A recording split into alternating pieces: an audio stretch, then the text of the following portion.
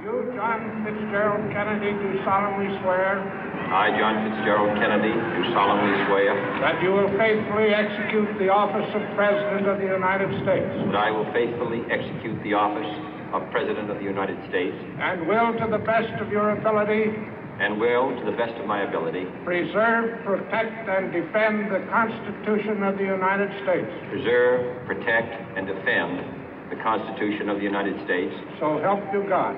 So help me God.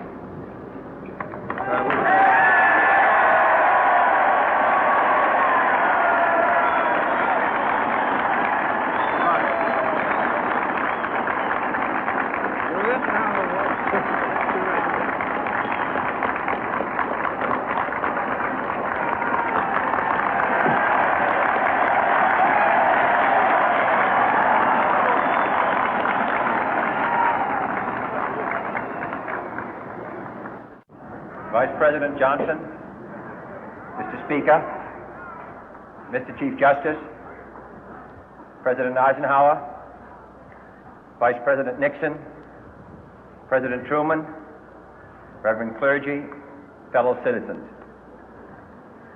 We observe today not a victory of party, but a celebration of freedom, symbolizing an end as well as a beginning, signifying renewal as well as change. For I have sworn before you and Almighty God the same solemn oath our forebears prescribed nearly a century and 3/4 ago. The world is very different now, for man holds in his mortal hands the power to abolish all forms of human poverty and all forms of human life. And yet the same revolutionary beliefs for which our forebears fought are still at issue around the globe. The belief that the rights of man come not from the generosity of the state, but from the hand of God. We dare not forget today that we are the heirs of that first revolution. Let the word go forth from this time and place to friend and foe alike that the torch has been passed to a new generation of Americans born in this century, tempered by war, disciplined by a hard and bitter peace, proud of our ancient heritage, and unwilling to witness or permit the slow undoing of those human rights to which this nation has always been committed and to which we are committed today at home and around the world.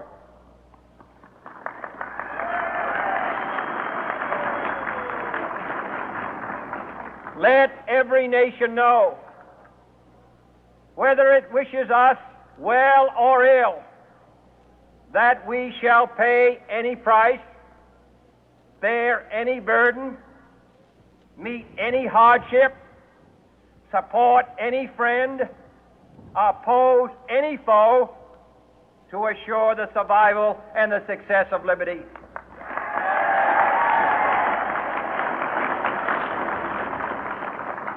This much we pledge and more. To those old allies whose cultural and spiritual origins we share, we pledge the loyalty of faithful friends. United, there is little we cannot do in a host of cooperative ventures. Divided, there is little we can do, for we dare not meet a powerful challenge at odds and split asunder. To those new states whom we welcome to the ranks of the free, we pledge our word that one form of colonial control shall not have passed away, merely to be replaced by a far more iron tyranny. We shall not always expect to find them supporting our view, but we shall always hope to find them strongly supporting their own freedom, and to remember that in the past, those who foolishly sought power by riding the back of the tiger ended up inside.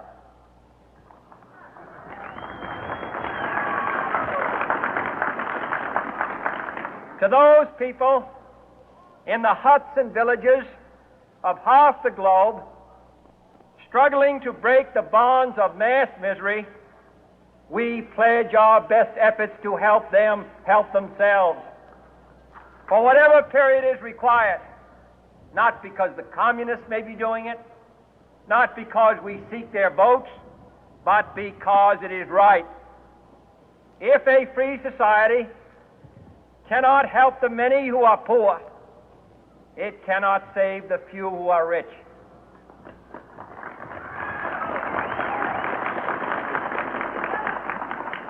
To our sister republics south of our border, we offer a special pledge to convert our good words into good deeds, in a new alliance for progress, to assist free men and free governments in casting off the chains of poverty. But this peaceful revolution of hope cannot become the prey of hostile powers. Let all our neighbors know that we shall join with them to oppose aggression or subversion anywhere in the Americas. And let every other power know that this hemisphere intends to remain the master of its own house.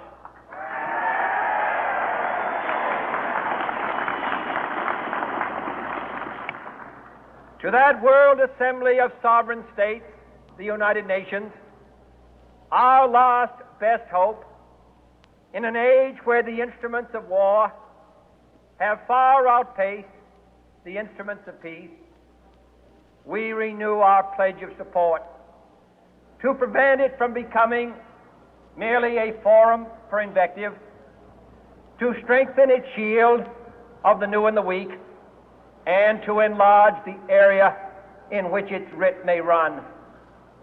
Finally, to those nations who would make themselves our adversary, we offer not a pledge, but a request that both sides begin anew the quest for peace.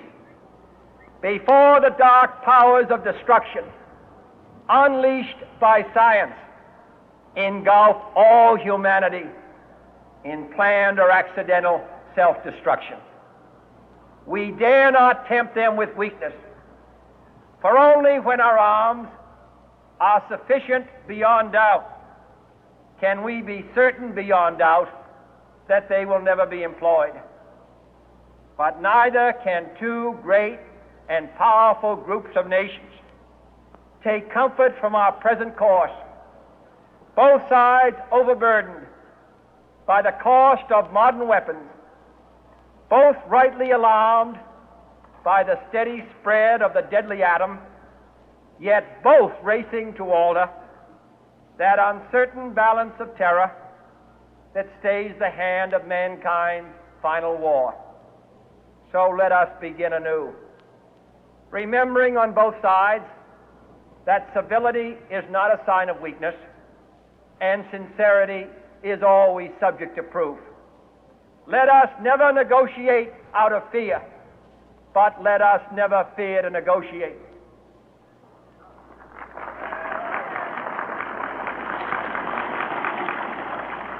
Let both sides explore what problems unite us, instead of belaboring those problems which divide us.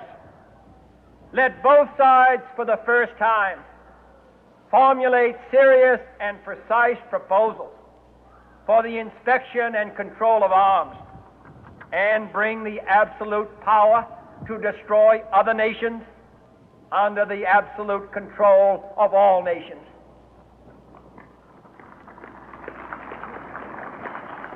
Let both sides seek to invoke the wonders of science instead of its terrors.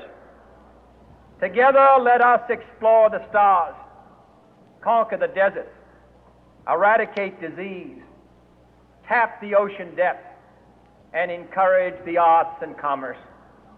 Let both sides unite to heed in all corners of the earth the command of Isaiah to undo the heavy burden and let the oppressed go free. And if a beachhead of cooperation may push back the jungle of suspicion, let both sides join in creating a new endeavor, not a new balance of power, but a new world of law, where the strong are just and the weak secure and the peace preserved. All this will not be finished in the first 100 days, nor will it be finished in the first 1,000 days, nor in the life of this administration, nor even perhaps in our lifetime on this planet. But let us begin.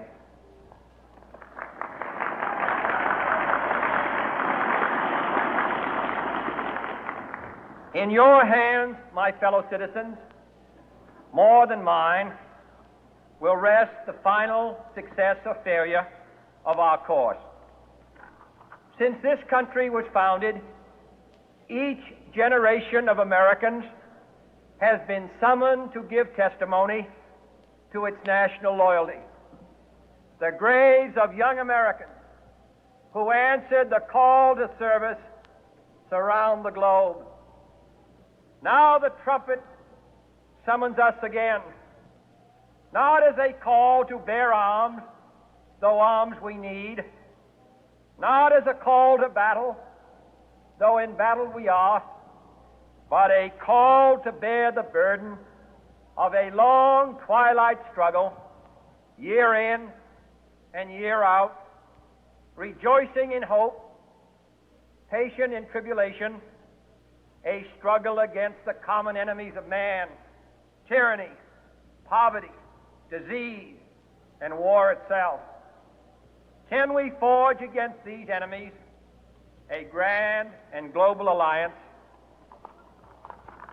north and south, east and west, that can assure a more fruitful life for all mankind?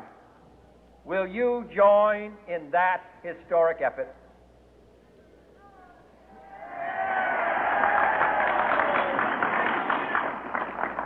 In the long history of the world, only a few generations have been granted the role of defending freedom in its hour of maximum danger.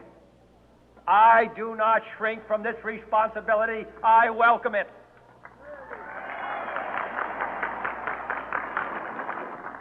I do not believe that any of us would exchange places with any other people or any other generation.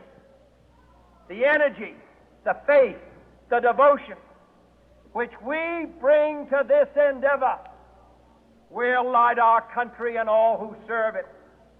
And the glow from that fire can truly light the world.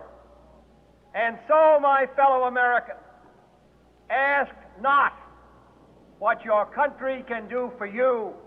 Ask what you can do for your country.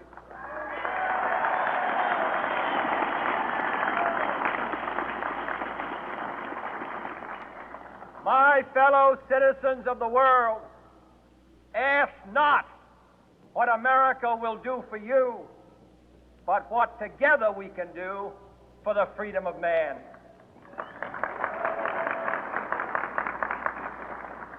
Finally, whether you are citizens of America or citizens of the world, ask of us here the same high standards of strength and sacrifice which we ask of you.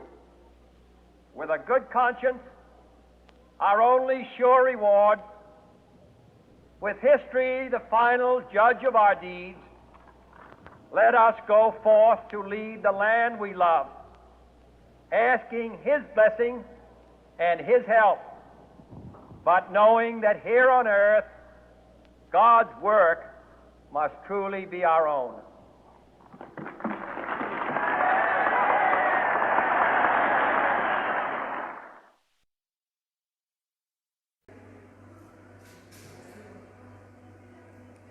ka rin pala.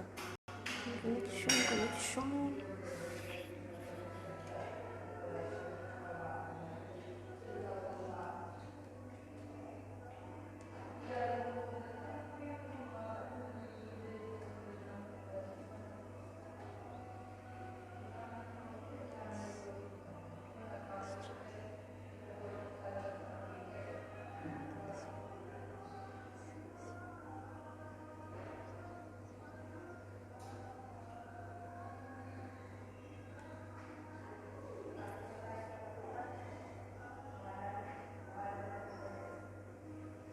Ha ha ha.